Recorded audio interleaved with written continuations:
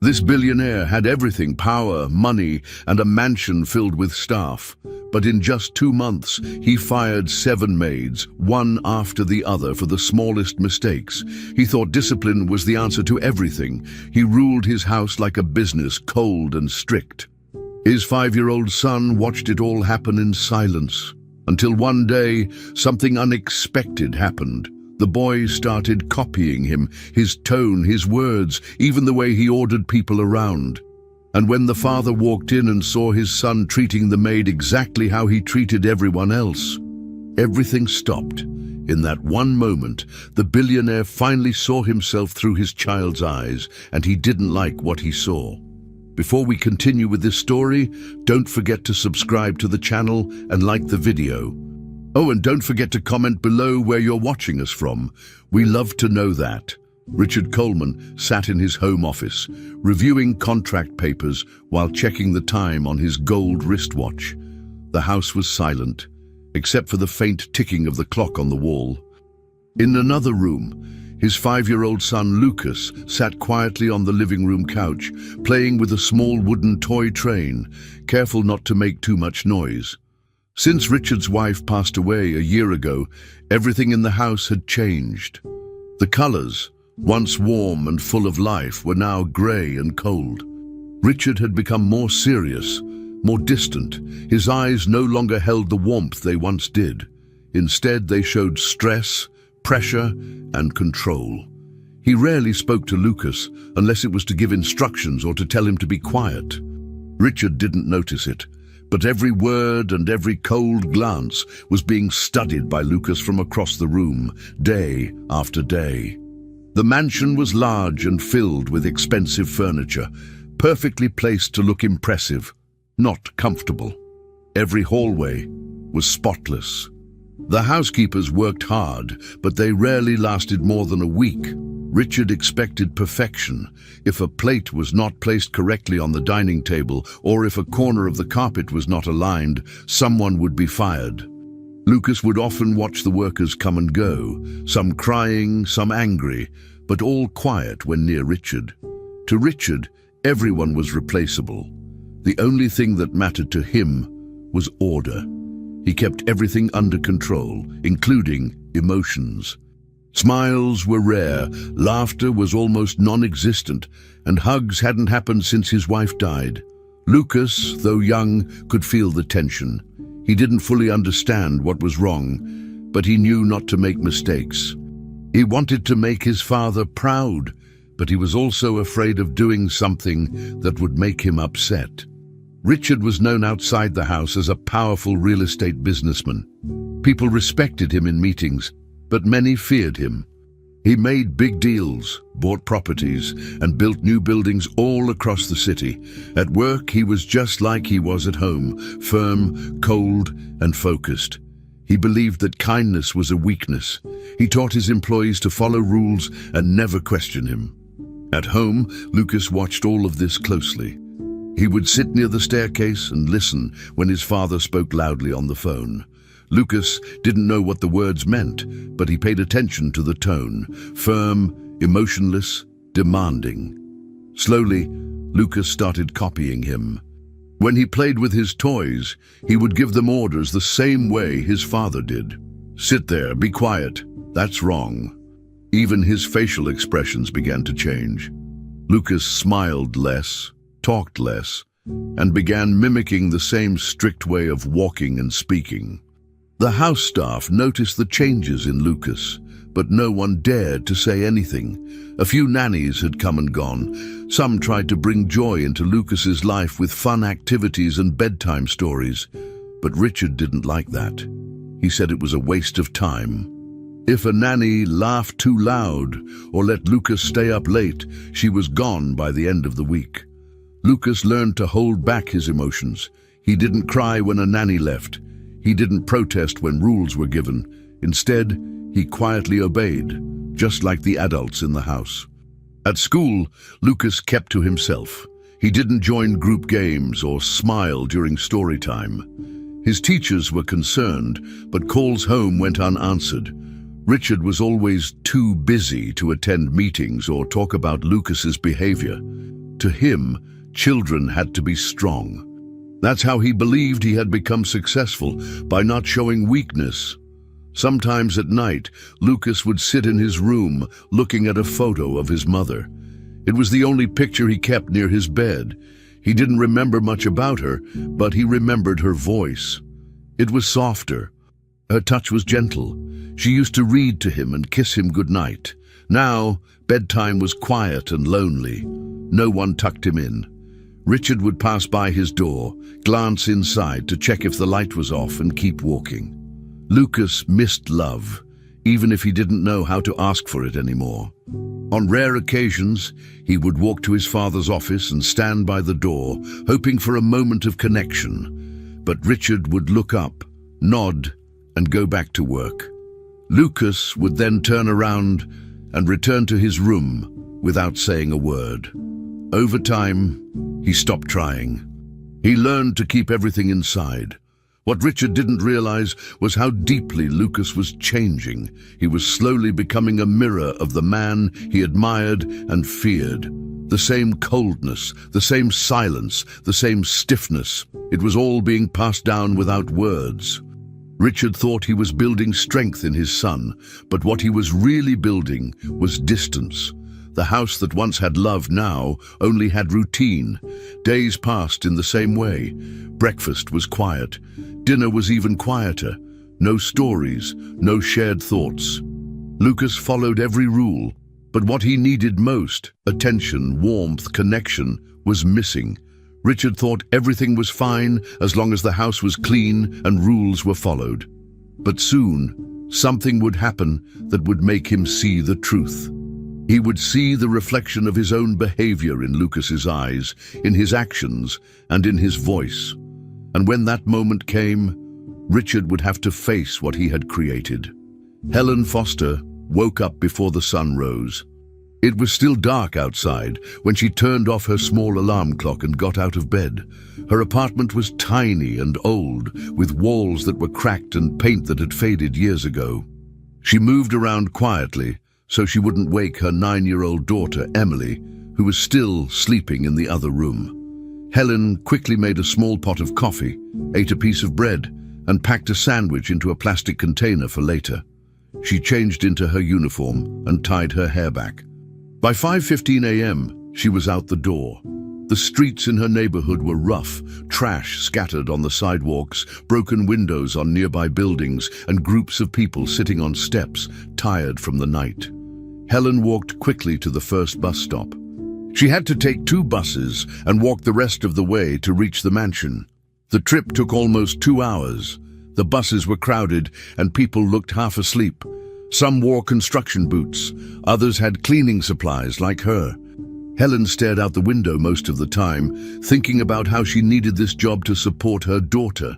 When she got off at the final stop, she walked the last few blocks until she reached a large iron gate. Behind it stood the Coleman mansion. It was massive, with tall walls, trimmed hedges, and clean white pillars at the entrance.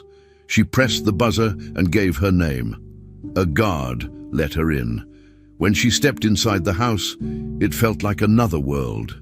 Everything was quiet and perfectly clean. A man in a suit greeted her briefly and handed her a printed list of tasks. There was no welcome, no small talk, just rules. She nodded, accepted the paper and said thank you. She knew better than to ask questions on the first day. Helen started with the kitchen. The surfaces were already spotless, but she cleaned them again. She then moved to the living room and began dusting every corner. Cameras were on the walls, and she knew someone was probably watching. Other employees passed by, but didn't say much. Everyone looked careful, like they were afraid of doing something wrong. Helen noticed how quiet the house was. There were no laughs, no music, not even conversation. After lunch, she moved to clean the hallway near the staircase. That's when she saw him. A small boy with dark brown hair was sitting on the steps, hugging his knees. He looked at her but didn't say anything. Helen smiled. "Hi there," she said softly. "You must be Lucas." The boy blinked and nodded. He didn't smile, but he also didn't look away. Helen didn't force more conversation. She just continued working, but from then on, she felt his eyes following her as she moved. Over the next few days, Helen kept working hard. She didn't complain about the hours or the strict rules. She kept her head down, cleaned thoroughly, and stayed quiet when needed. But every time she saw Lucas, she greeted him. Sometimes she asked if he had eaten, other times if he liked school or what toys he liked. At first, he only answered with one-word replies. But after a week, something changed. Lucas started waiting for her to pass by. One day, he showed her a small toy train he liked.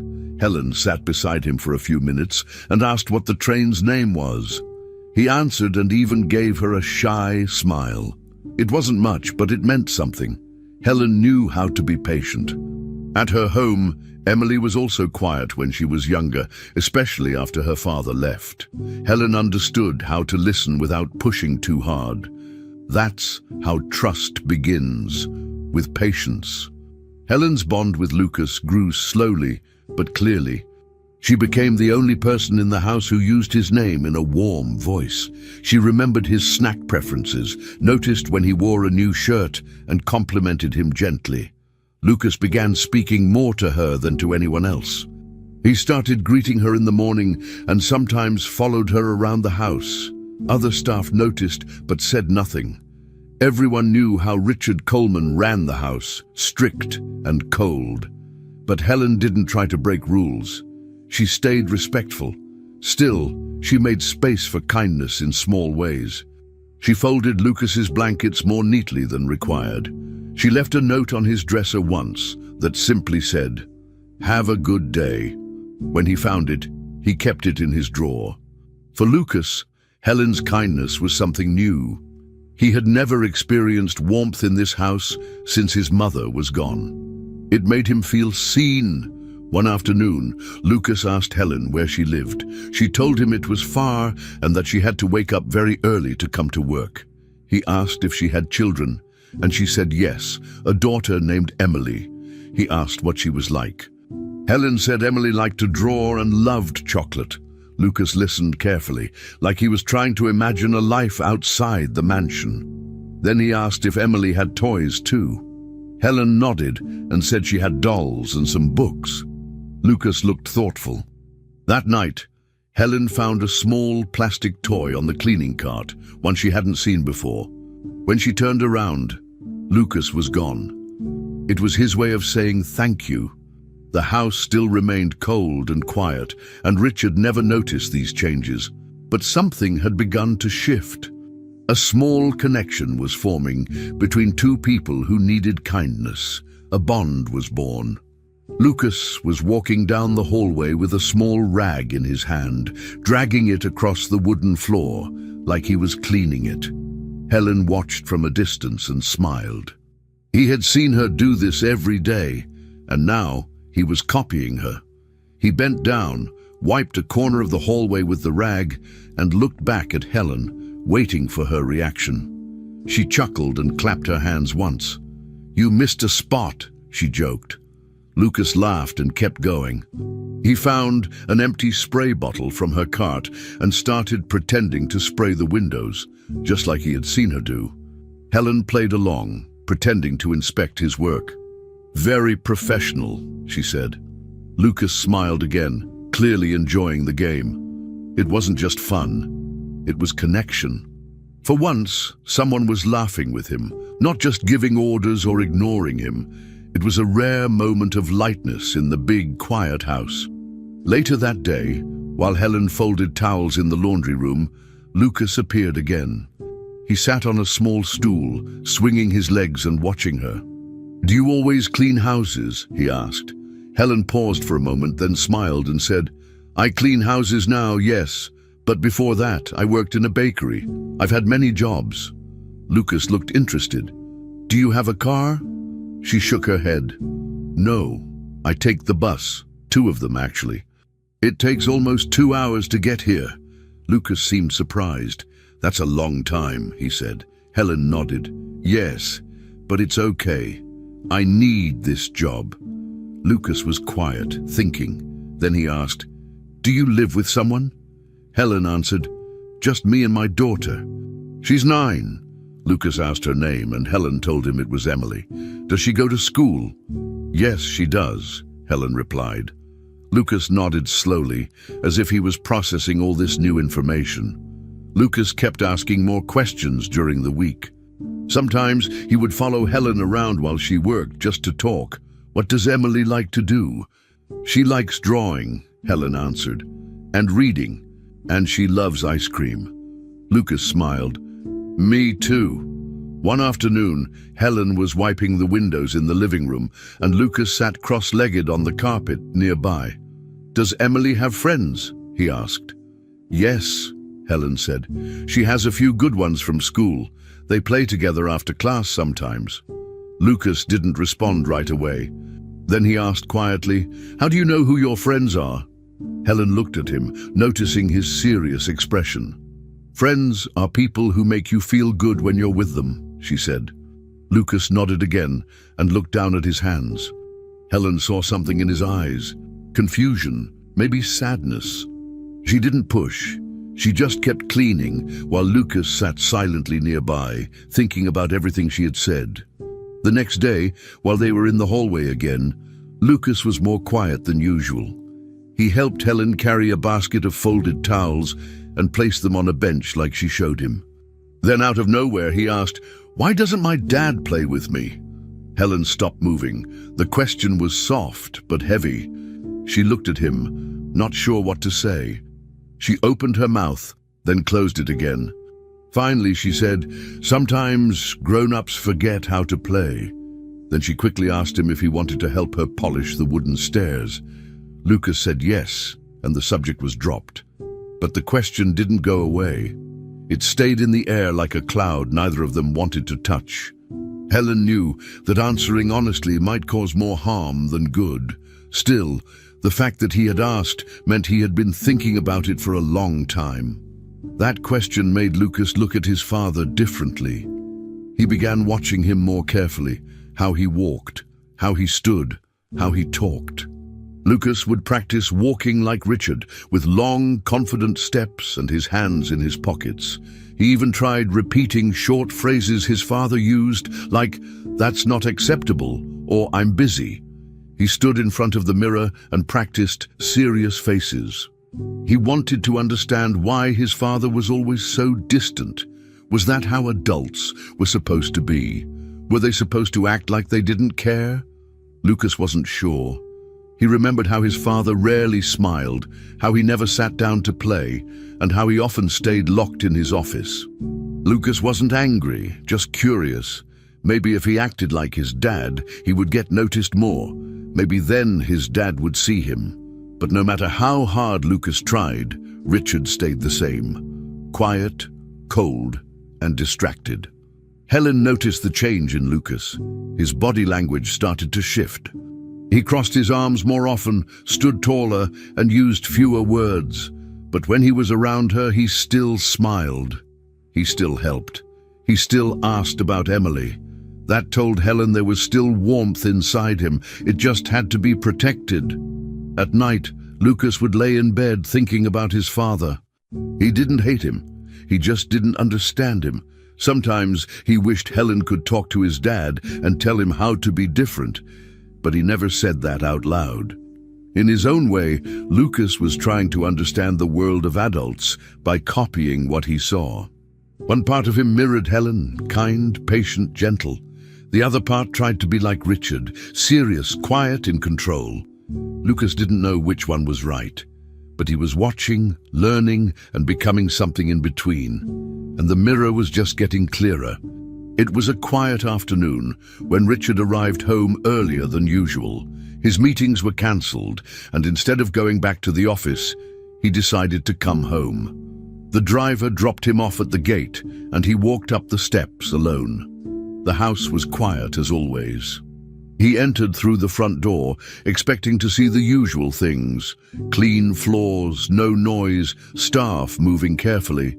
But as he placed his briefcase on the console table and walked through the hallway, he suddenly heard a loud voice echoing from one of the side rooms.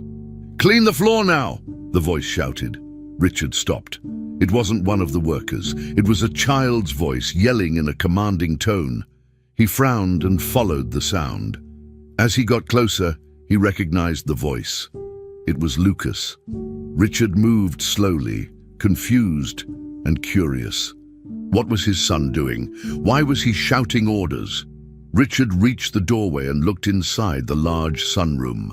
What he saw stopped him completely.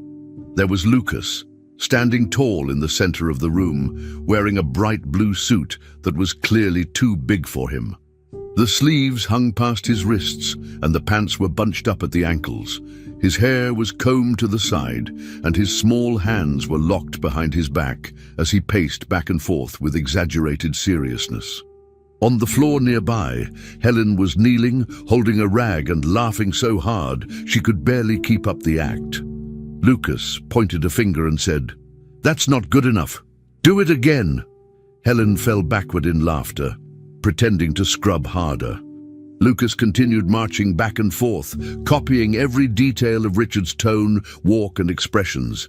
"I said no excuses," he added. "This house must be perfect." He didn't know Richard was watching. It was just a game. Richard didn't say anything. He stood there frozen, watching the scene unfold.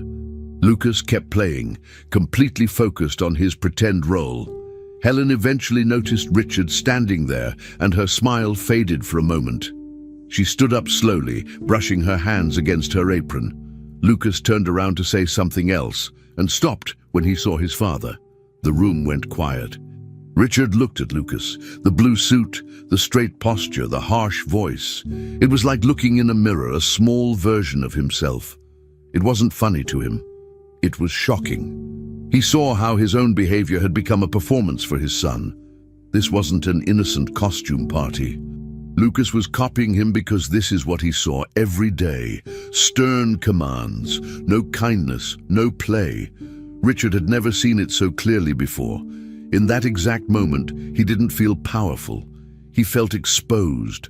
It was like Lucas had shown him a hidden truth. Lucas looked nervous now. He took a step back and pulled at the suit jacket. "We were just playing," he said in a small voice. Richard didn't respond. His eyes moved from Helen to Lucas and then back again. Helen cleared her throat and spoke gently. "He was just pretending. Kids do that." Richard slowly walked into the room and sat down on one of the chairs, his body stiff. "Where did you get that suit?" he asked quietly. Lucas pointed to a closet where old clothes were stored. "I wanted to be like you," he said. The words hit Richard harder than anything else. He wasn't angry, but he also didn't know how to feel. His son thought that acting cold and strict was something to admire. Richard realized that everything Lucas had seen, heard, and experienced was shaping him, not through lessons, but through daily life. He was learning to become his father exactly as he was. The rest of the afternoon moved slowly. Richard didn't raise his voice, didn't give orders, didn't correct anyone. He just sat there, thinking. Helen took Lucas upstairs to change his clothes. The blue suit was folded neatly and placed back where it came from. Richard stayed in the sunroom, staring at the floor. For the first time in a long time, he felt unsure of himself. He thought he was doing the right thing by keeping everything in order, being strong, and making sure nothing fell apart. But now he saw the effect it had. Not on his employees, not on his company, but on his son.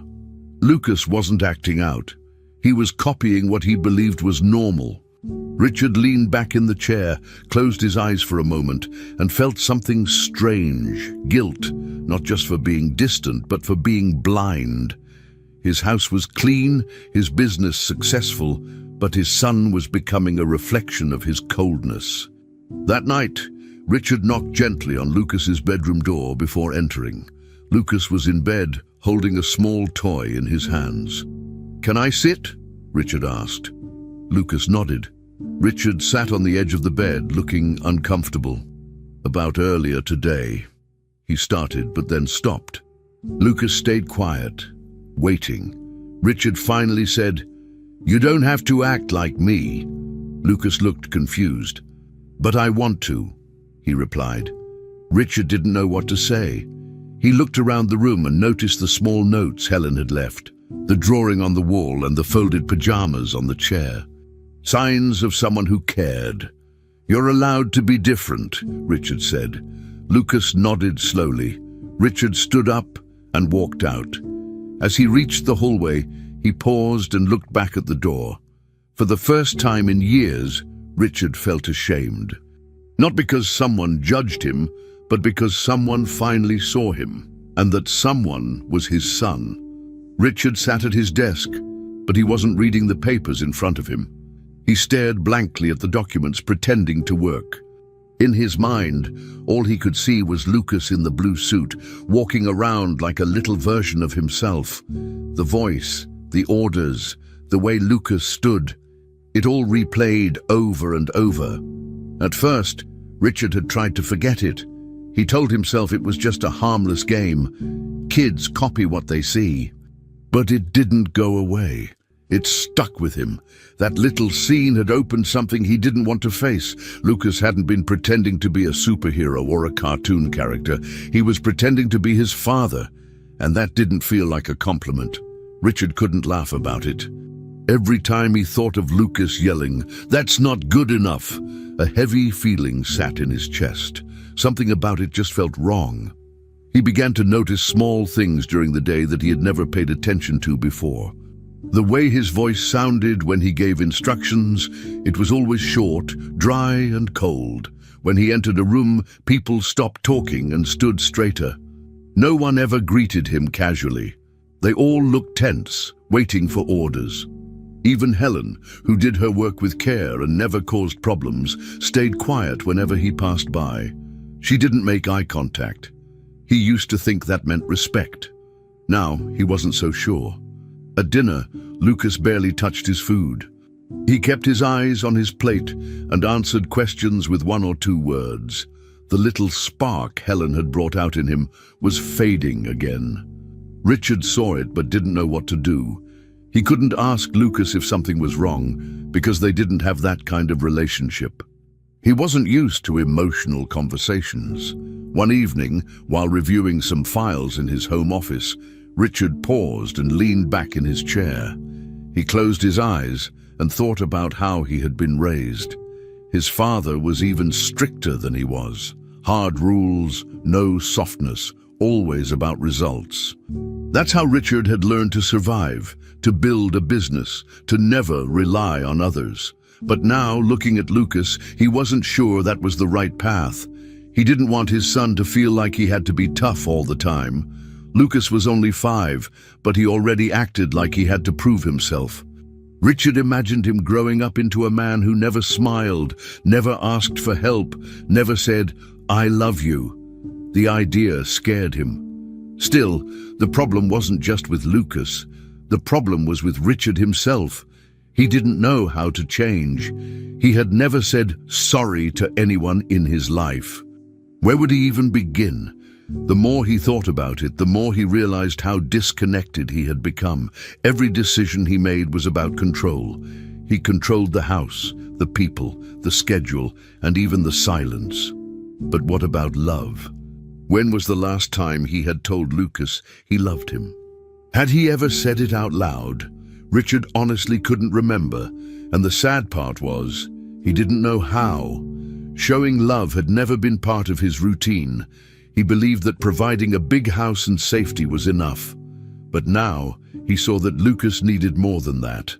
He needed affection, attention, and freedom to be himself. Richard looked around his office, filled with trophies, certificates, and awards. None of it felt important anymore. All that success meant nothing if his son grew up thinking love looked like rules and orders. That wasn't the lesson Richard wanted to pass on, but it was already happening. Lucas began to change again. He stopped joking with Helen. He stopped asking questions. When Richard walked into a room, Lucas would quietly leave or sit still with his hands on his lap. He looked unsure of how to act. It hurt to watch, but Richard didn't know what to say. Every time he wanted to speak, something stopped him. Maybe it was pride, maybe it was fear. He thought about calling Lucas over just to sit with him, or saying something like, "How was your day?" But the words felt foreign.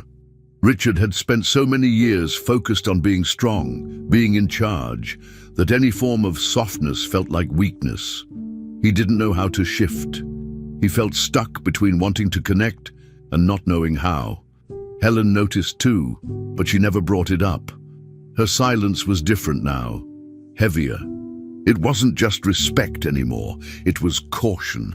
She was giving him space, maybe too much. Richard sat alone that night, in the dark living room after everyone had gone to bed. He looked at the large windows, the perfectly clean floor, the quiet, the order. Everything looked right, but it didn't feel right. He felt hollow. The image of Lucas in that blue suit was still stuck in his mind. The way he had spoken, the way he had acted. It was an honest reflection. Lucas wasn't trying to hurt him. He was just being what he saw. Richard finally admitted it to himself. He had created that version of Lucas, and now, if he didn't change, it would stay that way. But the idea of apologizing, of starting over, of showing emotion, felt like climbing a mountain with no path. He whispered, "I don't even know where to start." And that was the truth. Richard, the man who always had a plan, was lost. And for the first time in years, he swallowed that truth. Richard was in the study, searching through one of the cabinets for a contract he needed to review. The shelves were full of folders, neatly labeled and organized by year, project, and client. As he pulled out a thick blue folder, he heard voices coming from the next room. At first, he didn't pay attention, thinking it was just background noise. But then he recognized Helen's voice. It was soft and steady. She was speaking slowly, using a calm tone. "If you have 3 apples and you give 1 away, how many do you have left?" Lucas answered, "2. Richard stopped what he was doing and moved closer to the doorway. He leaned slightly to the side, just enough to see without being noticed. Helen sat next to Lucas at the table. There were crayons, paper, and a math worksheet in front of them. Lucas looked focused, and more importantly, happy. He was learning and enjoying it. Helen continued, showing Lucas how to group numbers using small plastic blocks. "Each group has 5, she said. "So how many groups do we need to get 10? Lucas counted out loud, moving the blocks. 2, he shouted with a smile. Helen clapped quietly and said, "That's right, see? It's like sharing your cookies with Emily. If you have 10 cookies and want to split them evenly." Lucas laughed. Richard watched from the hallway, frozen in place. He had never explained things like this to his son. Honestly, he had never tried. When Lucas brought home school papers, Richard gave them a quick glance and told the nanny to take care of it. He always thought tutors or teachers should handle that part. But now, seeing Helen, a housemaid with no formal degree, patiently helping Lucas and making him feel smart, something shifted inside him. He didn't feel angry or jealous. He just felt surprised and deep down, ashamed. Lucas looked so alive during that lesson. He wasn't scared to give wrong answers. He wasn't trying to be perfect. He was just learning. Every time he got something right, he looked up proudly, and every time he got something wrong, Helen calmly helped him try again. There was no pressure, no fear of failure. Richard realized that his son had never looked at him that way, with confidence, with comfort. It was hard to admit, but it was the truth. Helen wasn't doing anything special, really. She was just being patient, kind, present. Things Richard hadn't been. He stayed standing in the hallway longer than he planned. It felt like time slowed down. He remembered being a boy and struggling with school. His own father never helped with homework. Instead, he yelled and told him to figure it out. Richard had copied that same cold method without realizing it. But Helen was doing something different, something better. That evening, the image of Lucas sitting with Helen stayed in Richard's mind. It followed him through dinner, through the evening calls, and into the late hours when the house became quiet. He sat in his room, staring at a closed laptop, not working. For the first time, he wanted to do something different, something small. He stood up and walked down the hallway to Lucas's room. The door was half open, and Lucas was already in bed holding a book. Richard knocked once and stepped inside. Lucas looked up surprised. "Hey," Richard said awkwardly, "just wanted to check in. How was the homework today?" Lucas blinked a few times, clearly unsure of how to respond. Then he said, "It was fun." Richard smiled slightly and sat on the edge of the bed. "Good," he said. There was silence between them. Then Lucas asked a question that made Richard freeze. "Are you mad or happy right now?" He opened his mouth, but nothing came out. Lucas was looking at him seriously, waiting for an answer. The question wasn't rude, it was honest. But it hit something inside Richard like a brick. Was he mad? No. Was he happy? He wasn't sure. He had never thought about how his emotions appeared to his son. Apparently, Lucas didn't know how to read them. That meant something. That meant maybe Richard had never been clear, or worse, never showed anything at all. Richard looked down at the floor, then back at Lucas. I'm proud," he said finally, but his voice was shaky. Lucas nodded slowly but still looked unsure. Richard wanted to say more, but he didn't have the words. His own chest felt tight. It wasn't anger or frustration. It was something else, something new. For the first time in a very long time, Richard felt completely speechless. Lucas eventually turned over to go to sleep, and Richard sat in the chair for a few more minutes. The room was quiet, except for the soft sound of breathing. He looked around at the drawings on the wall, the toys on the shelf, and the small pair of sneakers near the bed. This was his son's world, and he barely knew it. He stood up and walked out, closing the door gently behind him. Outside in the hallway, he leaned against the wall and let out a slow breath. The lesson he had witnessed earlier wasn't about math. It wasn't about schoolwork. It was about connection, patience, and being present. Helen had taught Lucas more than numbers that day, and had unknowingly taught Richard something too. He realized then that if he didn't change, he'd lose more than just moments.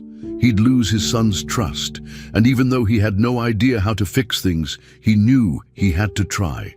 Richard had started watching Helen more closely, not in a controlling way, but with quiet observation. He didn't announce it, and she never noticed. It began after the night he sat in Lucas's room, unable to answer a simple question. Something about that moment pushed him to look at the people around him differently. Helen moved through the house like clockwork. She cleaned the same spots, folded the same towels, checked the same rooms. But now Richard paid attention to how she did it. She never rushed. She never raised her voice. She stayed calm, even when the other staff got nervous. She bent down to pick up toys, wiped windows without being asked, and checked if Lucas had eaten, all while saying nothing extra. She never complained. She never asked for anything. She just did her work and left. Richard started realizing she wasn't just cleaning the house. She was holding it together. One morning, Richard walked into the hallway just as Helen entered through the service door. She looked tired, like she hadn't slept well. Her clothes were neat, but her eyes were heavy. Still, she smiled politely at the guard, said good morning to the cook, and headed straight to work. Later that afternoon, while getting a document from the storage room, Richard passed by the laundry area. The door was half open. He heard Helen's voice. She was on the phone, speaking in a low tone. "Don't worry, sweetheart," she said softly. "If I lose this job, we'll find a way. I promise." Richard paused. He didn't move. He heard silence on the other end of the line. Then Helen said, "No, I'm not crying, I'm just tired." Her voice cracked slightly. Then she ended the call and went back to folding clothes. Richard stepped away before she could see him. That sentence stayed in his head for hours. He learned more in small ways. A conversation in the kitchen with another maid revealed that Helen had worked in several other large houses before this one. "She's been let go a few times," the woman said, "for being too soft." Richard didn't say anything. Too soft. What did that even mean? He started thinking back to how he had hired people. He always chose the ones who followed instructions perfectly, who stayed quiet, who didn't bring emotion into the workspace. Maybe Helen didn't fit that mold. But now, looking at her, he saw something different. She had patience that most people didn't. She didn't just do her job, she gave people space to feel comfortable. Lucas trusted her. Even the other workers seemed more at ease when she was around. She never demanded attention, but she earned respect quietly. And in a house that had been cold for so long, that mattered more than Richard ever realized. One evening, Richard saw Helen in the backyard after her shift. She had taken a moment to sit on the small bench near the side garden, where she thought no one would notice. Her back was slightly bent and her eyes were closed. It was the first time Richard saw her resting, not cleaning, not smiling, just breathing. It was clear she was tired, but she didn't complain about it. He stood by the window and watched her in silence. He felt something shift inside him. This woman, who most people would ignore, had been carrying so much, and he hadn't seen it. She wasn't loud. She didn't dress in expensive clothes. She didn't ask for recognition. And because of that, she had become invisible in his world. Just like the doormen, the cashiers, the drivers, people who served but were never truly seen. But now, he saw her, and what he saw was strength. Quiet, powerful strength. It became clear to him that Helen wasn't weak. She had something he didn't, something he had ignored all his life. Humanity. She felt everything deeply but didn't let it stop her. She faced difficulty every day, early mornings, long bus rides, raising a daughter alone, and yet she showed up with patience, warmth, and a willingness to help others. Richard looked at his own life and saw the contrast. He had spent years hiding emotion, controlling everything, thinking power meant distance. But Helen showed the opposite. She connected, she listened. She gave kindness without asking for anything back. That was real strength. Not the kind that comes from money or position, but the kind that holds people together when things fall apart. He realized he had never respected people like her before. But now, he couldn't ignore it. She wasn't invisible anymore. She was the person who reminded him what it meant to care, to feel, to be human. Richard stood outside his office the next day, watching Helen fix a picture frame on the wall. It was slightly crooked, and no one would have noticed. But she did. She straightened it, wiped the dust, and moved on without saying a word. Richard stayed quiet, letting the moment settle in his mind.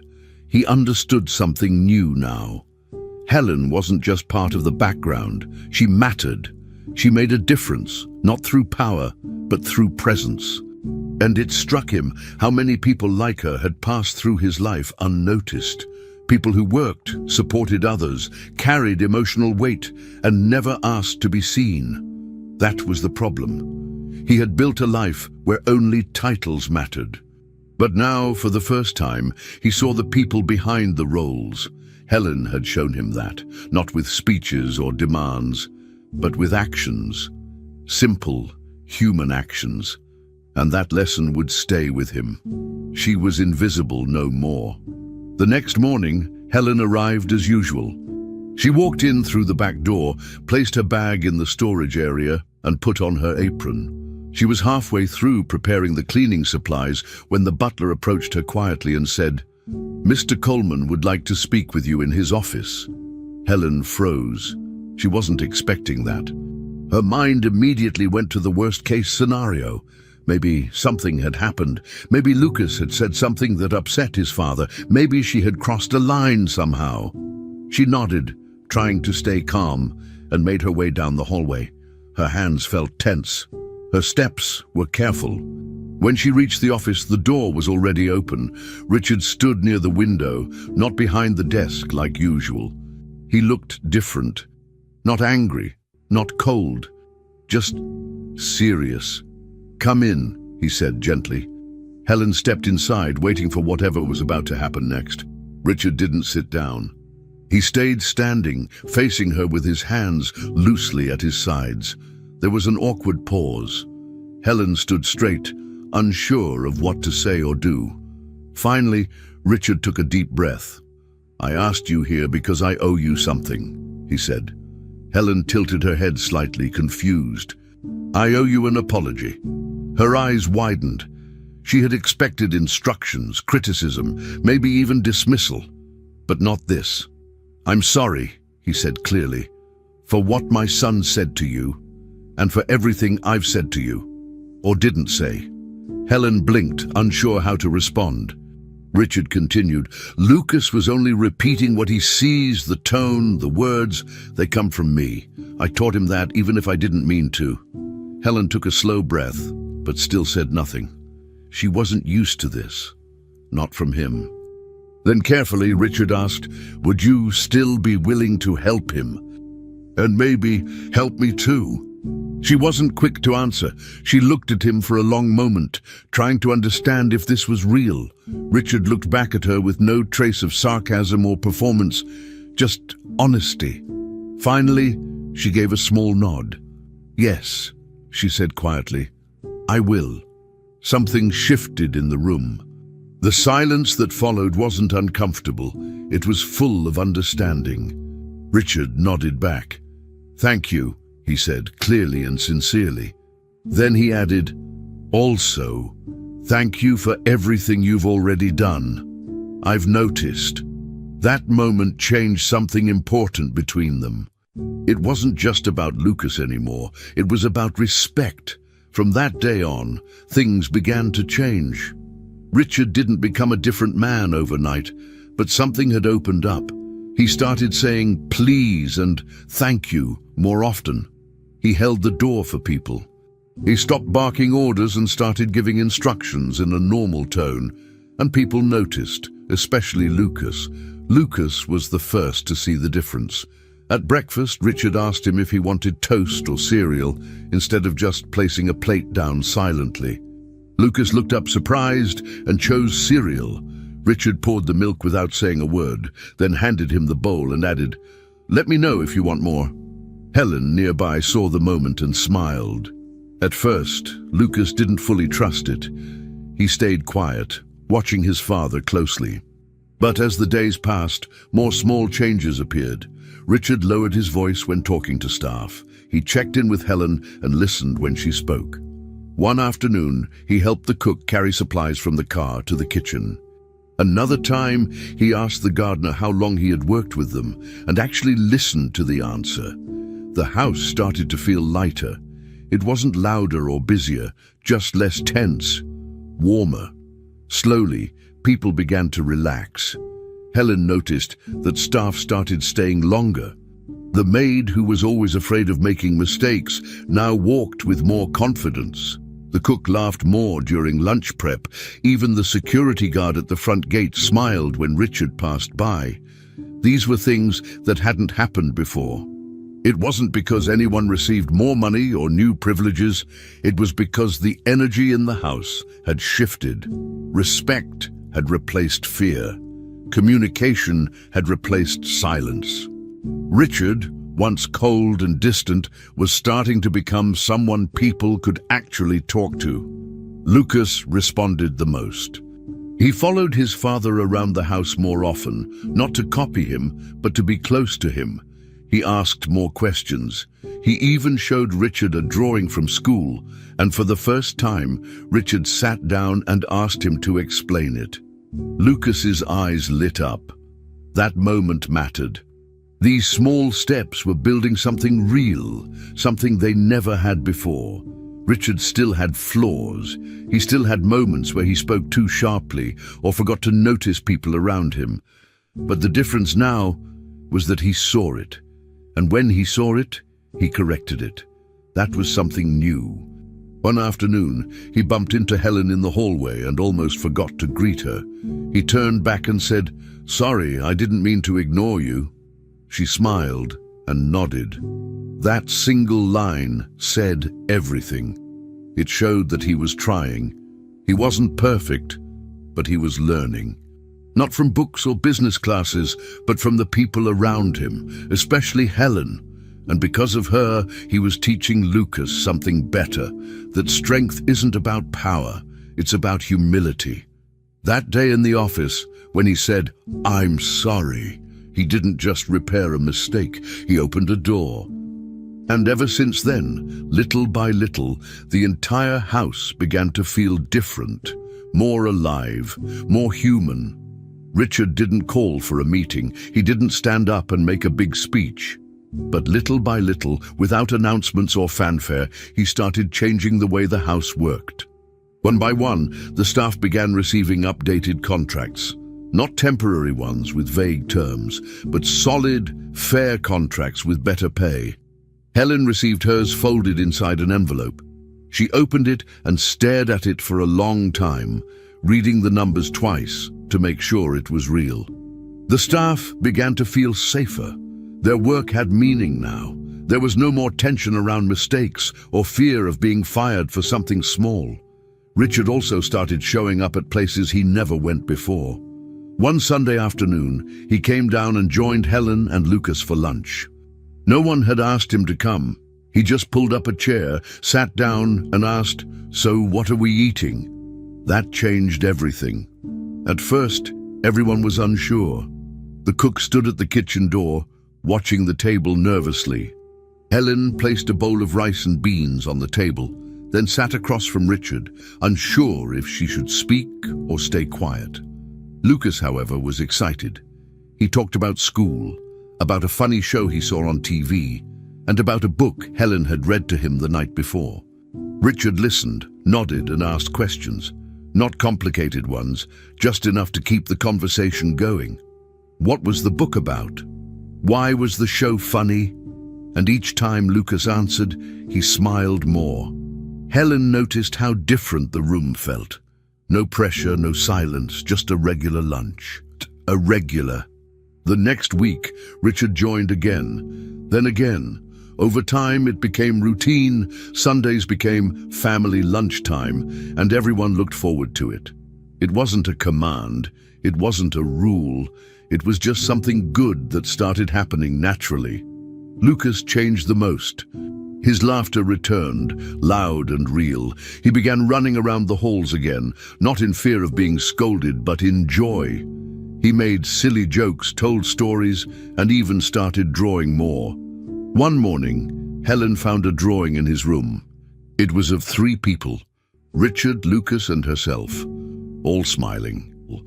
Lucas began calling her Miss Helen with affection, not formality, and with his father, he grew closer each day. One afternoon, he entered the living room wearing the same bright blue suit he had worn weeks ago. Richard looked up, raising an eyebrow. Lucas grinned and shouted, "I'm Daddy!" But the hugging one. Then he walked up and wrapped his arms around his father's waist. Richard froze, then laughed, a full, deep laugh. He bent down and hugged Lucas back, holding him tightly. His eyes filled with tears, but he didn't hide them. That moment meant more than any success he'd ever had. Richard didn't turn into a perfect father. He still had moments where he spoke too fast or forgot small things. But now, when he made a mistake, he noticed. Sometimes he even apologized. He began showing up for school meetings. He asked Helen how Emily was doing. He listened when people spoke. These were small things, but they built something important: trust. The house was no longer just a workplace or a silent mansion filled with rules. It became a home. On weekends, Lucas and Richard played board games on the living room floor. Sometimes they lost pieces under the couch and laughed about it. Helen was always nearby, helping when needed, but also included in the fun. They didn't act like she was just an employee. They treated her like a person who mattered, because she did. Richard had finally realized that being present didn't mean being perfect. It meant showing up with heart, not just authority. Helen never changed her nature. She stayed humble, calm, and steady. Even with the new contract, the higher pay, and the trust she had earned, she still arrived early, still cleaned with care, and still checked on Lucas before going home. But now, she was more than a worker. She was part of something real. She ate at the same table, shared her opinions when asked, and even joked with Richard now and then. Richard respected her deeply, not because of her job, but because of her heart. The other staff followed her lead. The energy in the house shifted completely. Music played sometimes in the kitchen. People spoke without fear. Laughter was heard daily, and most of it came from Lucas, who was finally growing up in a place filled with warmth. He didn't fear his father anymore. He admired him, genuinely, not for his money or power, but for the love he was now learning to give. The mansion, once known for silence, cold routines, and stiff rules, had become something else. There was still structure, still respect, but now there was life. There were smiles in the hallway. There were shared meals, inside jokes, and simple kindness in every room. Richard continued growing, not in business, but in ways that mattered more. He still wore his suits, still made decisions, still had meetings. But he also knelt down to help Lucas with puzzles, opened doors for the staff, and thanked Helen every day. Lucas no longer copied Richard's cold habits. He copied his laughter, his kindness, his effort to be better. And Helen, she remained the heart of the home. She never asked for a title, but to everyone in the house, she was more than a maid. She was family. The house no longer echoed with emptiness. It now rang with connection, warmth, and something new, joy. A real home, finally. Several months had passed, and life in the mansion had settled into a new rhythm. Lucas was happy and talkative. Richard had become more involved at home, and Helen continued to be a steady presence in their daily lives. One afternoon, while folding clothes in the laundry room, Helen received a phone call. It was from the director of a small community center near her neighborhood.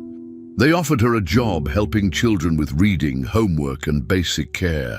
The pay wasn't great, less than what she made at the mansion, but the hours were better, and it was just 10 minutes from her home. She would have more time with her daughter, Emily. That alone made the offer feel right. Helen took a few days to think. She didn't want to leave the mansion, but she also didn't want to miss more time with her own child. Eventually, she made her decision. It was time to go. Telling them wasn't easy. Helen sat down with Richard in his office and explained the situation. She spoke clearly and gently, not asking for permission, just giving her notice. Richard stayed quiet while she talked. When she was done, he nodded slowly. "I understand," he said. "It's a good reason." He didn't argue. He didn't try to stop her, but it was clear he was affected. Later that day, Helen told Lucas. As soon as the words came out, his face dropped. "You're leaving?" he asked. Helen nodded. Lucas's eyes filled with tears. "Why?" She knelt down and explained that she was going to work closer to home, so she could be with Emily more. "But I don't want you to go," Lucas said, hugging her tightly. Helen hugged him back. "I don't want to leave you either, sweetheart," she said, "but I have to." It was one of the hardest conversations she had ever had. The days leading up to her departure were emotional for everyone in the house. The staff brought her small gifts. The cook baked her favorite cake. Even the usually quiet gardener thanked her for always being kind. Helen smiled and thanked everyone, but she could feel the weight of the goodbye getting heavier each day. Richard didn't speak much during those last few days. He wasn't avoiding her. He simply didn't know what to say. He had changed, yes, but that didn't mean he was suddenly good at handling emotional moments. He showed his care in other ways, making sure her final paycheck was delivered early, giving her less physical tasks so she wouldn't feel overworked. On her final morning, the house felt different, quieter, slower. Everyone knew something important was coming to an end. Lucas kept asking if she could visit. Helen promised she would. "And you can visit me too," she added. "It's not far, but it still hurt." After lunch, Helen finished packing her things. She didn't have much to carry, just a small bag and a few keepsakes from Lucas. As she stepped into the living room to say goodbye, she stopped. Lucas was standing in the center of the room, wearing the bright blue suit again. It still didn't fit him properly. The sleeves were too long and the pants bunched at his ankles, but his face was serious. He walked up to her and hugged her tightly. "I'm the boss," he said, holding her close. "But only outside. Inside, I'm just love." Helen broke into a laugh, then tears. She held him tighter. Richard stepped forward, holding a plain white envelope. "This is for you," he said. Inside was a handwritten letter of recommendation and a generous bonus. "You changed more than this house," Richard told her, his voice low and sincere. "You changed me." Helen looked at him and nodded, speechless. She wiped her eyes. Richard reached out and shook her hand, firm but gentle. "Thank you," he said. Helen nodded again. "Take care of him," she said, nodding toward Lucas. Richard looked at his son and smiled. "I will." Lucas wiped his nose and tried to smile too. Helen gave him one last hug, kissed the top of his head, and turned toward the door. The staff had quietly gathered near the hallway. Some clapped, others just nodded respectfully. Helen gave them all one last wave before stepping out. The door closed behind her. She was gone. But something had changed forever. Her presence, her patience, her kindness, they stayed. They weren't attached to her job title. They had become part of the house, part of the family. The mansion that was once cold and silent now carried something new in its walls: warmth, memory, growth. It wasn't the end. It was a beginning for her, for Richard, and for Lucas. Lucas stood at the window and watched Helen walk toward the gate. She turned around and waved one last time before disappearing from sight. Richard stood beside him. They didn't speak for a moment. They just watched. Then Lucas said quietly, "Will she be okay?" Richard nodded. "She'll be more than okay," he replied. "She's strong." Lucas leaned his head against his father's arm, and Richard placed his hand on his son's shoulder. They stood there for a while longer, letting the moment settle. The house behind them was quiet, but not cold. There was no rush to get back to work, no schedule to follow. It was just a quiet pause. A pause that meant something. Richard knew they would miss her, but he also knew they'd carry everything she taught them. Not in lessons, but in actions. Respect, kindness, and presence. Helen had left the mansion, yes, but her impact, that would stay. Forever. Finally, we've reached the end of this story. I'm extremely happy that you've made it this far. Thank you very much for watching. Comment below what you thought and what was the best or worst part. Don't forget to subscribe. Until next time.